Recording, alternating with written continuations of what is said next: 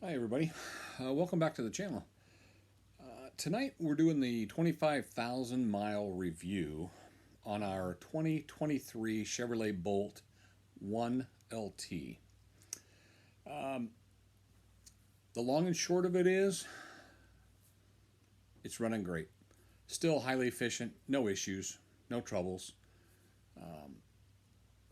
I wouldn't expect anything to be wrong with it at this. Again, it's only 25,000 miles. Every new car should be in perfect condition in 25,000 miles. But what I wanted to get into specifics was we just turned over 25,000 miles today, and today is October 25th, 2023. I took possession of the Bolt March 11th, 2023. So it's just over 7 months old. Yes, I drive a lot of miles. I average about 3,000 miles a month as a part-time Uber driver and part-time DoorDash. We don't do a lot of DoorDash, my wife and I, but we've started doing that part-time. I'm retired, and so this is kind of a retirement gig for me. So we did take a 3,000 mile trip down to South Florida and back. So that tacked on some miles, but we had been averaging 3,000 miles a month. But what I wanted to tell you is on the center screen of our car computer, there's a 10.2 inch center screen. It has a lifetime miles per kilowatt, and that will continue the entire life of the car. And that tells us what we have been averaging since brand new. And currently that shows that for the last 25,000 miles, we've averaged 4.6 miles per kilowatt. I wanted to do some figures for you and kind of explain efficiency numbers. And so anyway, in 25,000 miles, I have burned 5,434 kilowatts of energy. Okay? I pay 12 cents a kilowatt for energy at my house. If I paid for the entire 25,000 miles at 12 cents a kilowatt and averaged 4.6 miles per kilowatt, it would have cost me $652.08. Now, I probably haven't paid $650. I don't know the exact numbers, but when we went to Florida and back, I had some free EVgo credits. So when we charged up, I'd drive 180 miles, charge up for free. Drive 180 miles, charge up for free. Now, I also had to pay on Electrify America during that trip a higher than 12 cents a kilowatt amount. But for the most part, we got a lot of free miles. Also, I stop in East Peoria, Illinois, at numerous locations. Sometimes I take a lunch break and I grab a free 25 or 30 miles. They have several places, the library, downtown where the restaurants are at. They're really EV friendly. And I'm always grabbing 25 miles here, 35 miles here, there. If I'm in East Peoria and I'm taking a break, I plug in for free and just get a free. So if I had to guess, purely speculation, I may have spent between $450 and $500 for electricity over the last 7 months for 25,000 miles. And to put that in perspective, my previous car was a 2010 Toyota Prius, which got 50 miles per gallon. And when I purchased it in 2010, it got the best gas mileage of any internal combustion engine, ICE car, whatever you want to call them. It got 50 miles per gallon. It was the best in the country. So if I still had that and I drove it 25,000 miles to make a comparison, I would have used 500 gallons of gas. And today I saw gas at 329.9 was the average in the area. There was a couple places that was 319. 315, and then there was some 339s, 349s. At 329 a gallon, that's $1,645. So, to put it in perspective, with the most economical gas car made, I would have spent $1,000 more in 25,000 miles. Do the math. In 100,000 miles, I would have spent $4,000 more in the Prius, which is the most economical car that has an engine. That's if gas stays 329. I've had some commenters tell me that right now in California, it's anywhere from 419 to 519 a gallon in California. I haven't even done the math on that. Think of the thousands of dollars you would save on top of that. But I took it one step further, and I was reading in a magazine the other day. They said the average, this was the EPA, did an article, out of all vehicles, the average is 28 miles per gallon, and they were very, very proud of how fantastic that was. That in the United States, we got pickup trucks getting 10 miles per gallon, and we got Priuses getting, now the new ones are getting 55 to 57 miles per gallon. They're getting up there. But the average for all of the vehicles made in this country is 28 miles per gallon. Currently, if we would have driven that 25,000 miles, we would have used 893 gallons of gas, and we would have spent $2,937.50 at the current prices. So that's, what's that, $2,300 more in 25,000 miles.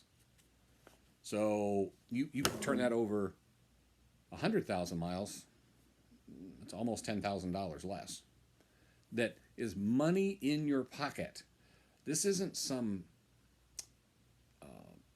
mythological character from the past. This is cash. And as Yogi Berra used to say, it's as good as money. So, and we're not counting, like currently, I just did some maintenance on the car today. I changed the cabin air filter. Now, the maintenance schedule shows at 22,500 you should change the cabin air filter. But they are taking into account that the average person drives about 11 or 12,000 miles a year, between 10 and 12, which is 11. In their theory, every 2 years you should change the cabin air filter when you have 22,500 on. Okay. Well, I put 25,000 miles on it in 7 months. So I went ahead and changed it today. It didn't need to be done. I had went to Walmart yesterday and I bought one. They had a basic cabin air filter, was $10.99. What I probably should have done was check the cabin air filter first, saw that it was perfectly clean, and then not even done it. So what I'm going to do now is I probably won't even look at it for another year. And if that's putting 36,000 more on it or whatever, I'm not even going to worry about it until then. I think General Motors, as with other vehicles, should do it more of a time, unless you live on a country road and you drive up and down a gravel road every day. It should be more of a time sensitive thing. You know, maybe they ought to say every 18 months or something you should check your cabin air filter. But by saying every 22,500, in your mind you're thinking, wow, that's a lot of miles. I better, it's probably dirty. It was fine. I almost put it back in. But in my mind I thought, well, I haven't spent anything on the car. There is no maintenance, there is no oil changes, there is no air filters, there is no other issues. I'll go ahead and just blow the $10.99 and put a new cabin air filter in it. I don't want it to be, I don't want to go blow money and waste money frivolously, but I'd already purchased it, So to date, as of today, after just over 7 months, last month, you may or may not recall, I purchased the TPMS, Tire Pressure Monitor System sensor, off of Amazon for $10.99. And that is to, when I rotate the tires manually, then I can put it in relearn mode, TPMS relearn mode, and go around from the front driver's side, front passenger, rear driver, at the nozzle, air nozzle, or the tire right above it. That's where the sensors are inside the tires, and it will relearn each tire, each sensor. And to break it down simple, say your driver's side front tire has 39 pounds of air and your driver's side rear has 37. If I rotate them front to back and I don't do the relearn, the sensors are still going to be wrong. It's going to think the opposite tire has 37, then this one has 39. The relearn tool, once you rotate the tires and you put it in relearn mode, then it beeps at all four and relearns the new sensor at each quadrant of the car. And then it knows which tire has 37, which tire has 39. So I spent $10.99 last month on Amazon. I spent $10.99 today at Walmart, and it needed a half a gallon of windshield washer fluid for the first time. So I've done the math. It looks like I've blown $23.50 over the last 25,000 miles. I've had some commenters say, you should just pay to have it. It's $20 to have your tires rotated. I like doing my own work. And with this tool that I purchased for $11, every time I do a tire rotation by myself, I didn't pay $20. I've currently got probably, 25,000 miles. I think I've got at least, I'm hoping to get between 60 and 70,000 miles out of my original tires. I don't know. I haven't seen a lot of people what they've been getting. So that's maybe another 6 tire rotations. Maybe another 4, 5, whatever. Anyway, I've already done it once and saved $20 and spent $10.99. So if I do it 5 more times, I'll save another $100 because that was a one-time purchase. I've got the tool now. So very simple. So I did that. I will say, and this is where I almost feel uncomfortable saying this. It took me like 20 minutes to do the cabin air filter tonight. It should have been a 2-minute job. I have, over the last 15 years, since I've been doing cabin air filters, probably when they first come into existence in the cars, 15, 18 years ago, I've probably changed, 50 of them in my daughter's cars, my son-in-law's cars, our cars, everything. Every one of them to date, and I've got Hondas, Ford Explorers, Toyotas. We've had, I don't even know all the cars we've got that I've went through. Literally, the cabin air filter, for those of you that don't know, is behind the glove box in 99% of the cars. You squeeze the glove box and it folds down. Then you get in behind it, and the cabin air filter is usually behind a little panel there. You pop the right side open, slide the cabin air filter out, slide a new one in, snap the door back in, pop it up, you're done. Now, a lot of them have a piston that's on the right side, passenger side of the glove box, which as you open it, you'll see that it opens slowly. It's got a nice little slow move. So it doesn't just fall down like the old days. The old ones, when you opened them, they flop down because they weighed 12 pounds. And so the piston, like I also worked part-time for Toyota for a while. So I did let's add on another 75 or 100 cabin air filters that I checked, because every car that came in as an oil change when I worked for Toyota, you need to check their air filters, and you also check their cabin air filters to see if they need those as well. Every car. The piston at the bottom, anyway, once you squeeze that and it falls down, then the piston, you grab the bottom of it. It's just on a clip, basically. It pops. You just pull it. It pops right off. Then you pop the door, you pull the cabin air filter, you put the new one in, or check it and it's fine, you put it back, put the door on, snap it back up into place, and you put the piston back over the tab. Well, tonight, I noticed the Bolt, that piston has a huge knob that it has. You should be able to just squeeze the pieces together and pop the bottom part of that piston off. I actually had to get a pair of pliers to do that.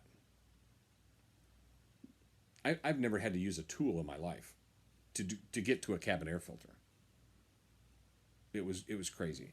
I have watched a couple of YouTubers who have said it's easier to pop the top of that piston off to the left than the bottom one, because that piston, they're both on, it's connected at the top and bottom.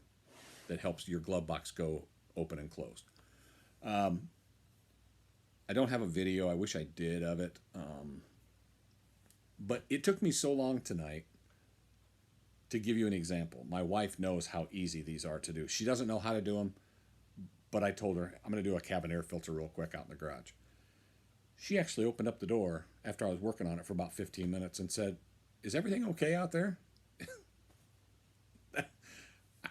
That tells you it's way over-engineered. The knob piece that you got to try to get, I got it. I popped it off, and I used a pair of pliers. Also, first time I've ever had this happen. When you squeeze the two parts, the side of the glove box together, and instead of falling down, the top of the glove box hits the panel inside your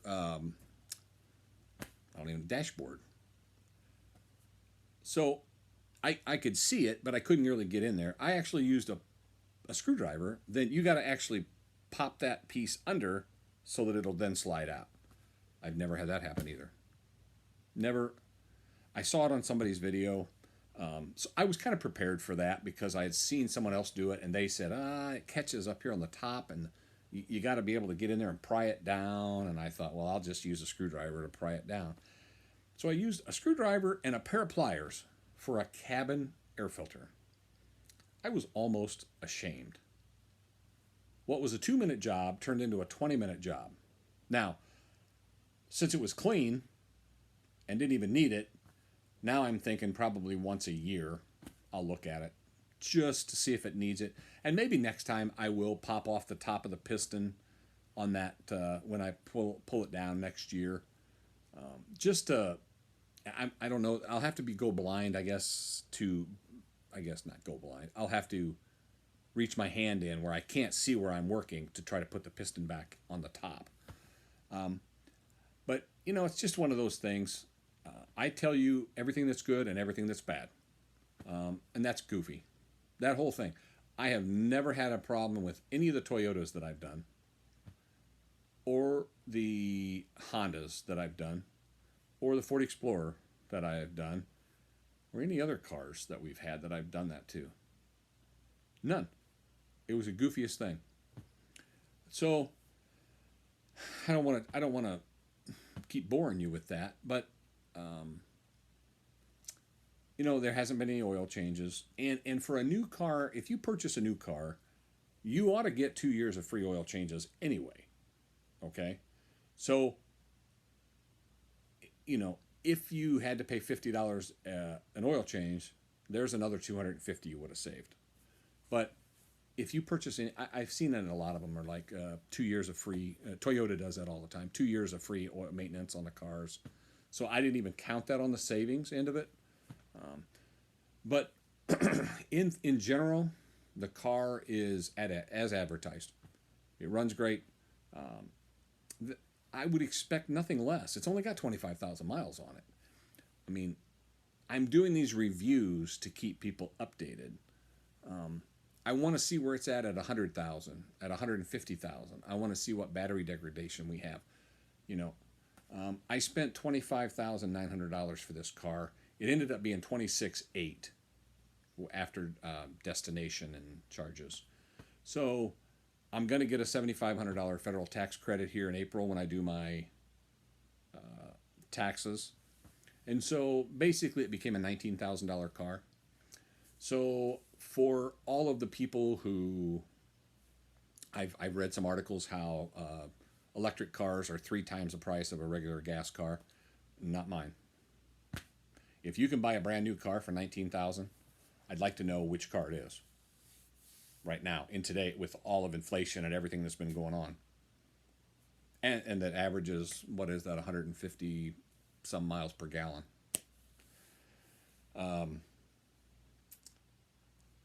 You can't beat it.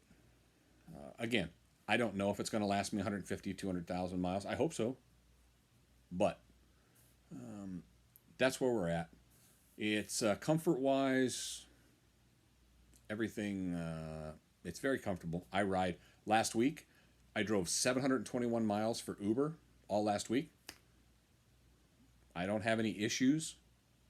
And as an older retired guy, I got to get in and out of the car every now and then. I have my coffee, and I'm, for a restroom break or whatever. It's very comfortable to drive. Now, we took it to Florida and back a 3 months ago. I didn't have any discomfort. It's not, you're not driving a Lexus RX 350 to Florida. It's not that. But I also didn't pay $65,000 for it either. So, but what it's advertised as is exactly what it does.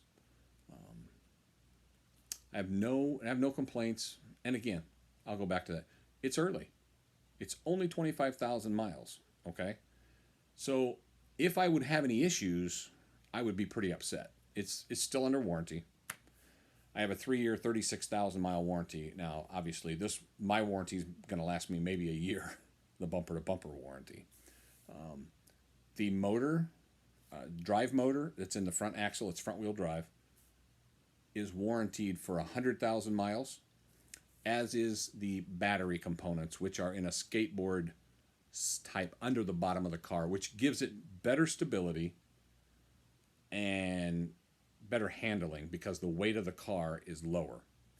So it handles great. The torque is fantastic. It's got instantaneous. We could probably beat 95% of the cars in the country off the road, unless it's another electric car. So it's quick. It handles great. It's been working phenomenal. One pedal driving, I love it. I don't ever touch the brakes. When I rotated the tires, I was checking in there. My wife drives the car like 2% of the time, so at least the brakes get used. I'm assuming they're still at 99%. The pads look new. My assumption is I will never have to replace the brake pads in the history of the car. Again, another maintenance issue. I popped the hood tonight for the first time in possibly 4 to 5 months. I haven't, because there's nothing to check under the hood. I did it to just take a look and make sure there was no rat's nests under there or whatever. There are 3 reservoirs that are for the antifreeze. There's a coolant. There's 3 different coolant, and they're all the exact same coolant. If they ever need filled, they're the same orange GM coolant. One of them is for the battery cooling system, that in case the battery gets too hot, it will actually circulate to cool down the battery. One is for the heater for the inside to keep and for air conditioning. I'm not exactly sure how the other 2 work in unison. One for heat, one for air conditioning, or how they work. But that's how they circulate. But one was right on the full line. The other 2 were actually just above the full line, which is where they were at when I bought the car. And the only reason I popped the hood was I threw in a half gallon of windshield washer fluid in the car. I haven't added any windshield washer fluid since I bought the car in March 11th of this year. If I didn't say that, I purchased it March 11th. Today is October 25th, so it's just over 7 months.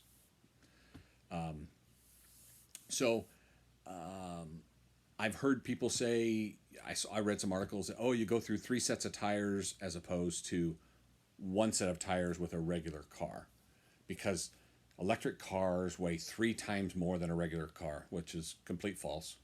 Again, I don't know why people can write false advertisements. My car weighs, I think, right at 400 pounds more than what my Prius weighed. So 400 pounds is not 3 times the weight of Prius. Yes, the batteries are heavy. That is the heaviest part of the car.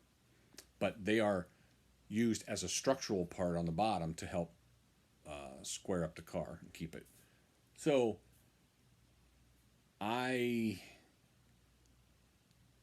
I don't even know how to explain that. I read these articles and they really frustrate me.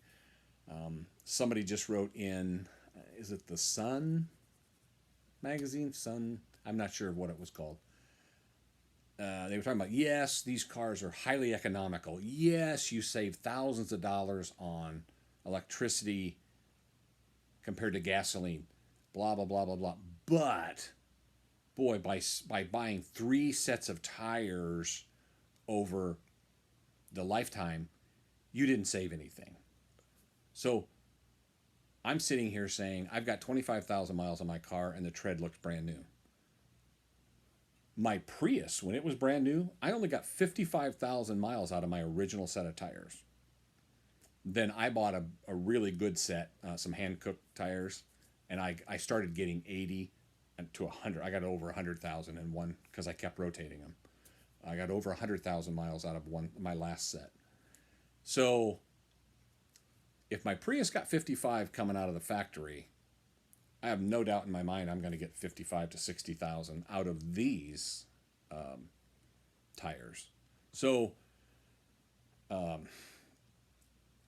they're not going to be, I would have gotten 17,000 miles out of them or something, according to this goofy article I was reading. So I'm hoping to get between 60 and 70,000 miles out of them, and I'll keep you guys updated every time I rotate them, how the tread's looking. I'll check the tread depth and we'll go from there. I don't want to keep you anymore. Again, it's only 25,000 miles. Okay. I wouldn't expect there to be any expenses on any car, no matter whether you buy a Toyota Corolla or a Lexus RX 350 or a new Tesla or a Chevy Bolt, because it's so new. So with that, I'm going to get out of your hair. Stay safe out there, and I appreciate all the likes, all the comments, and please subscribe. I appreciate it. Thank you.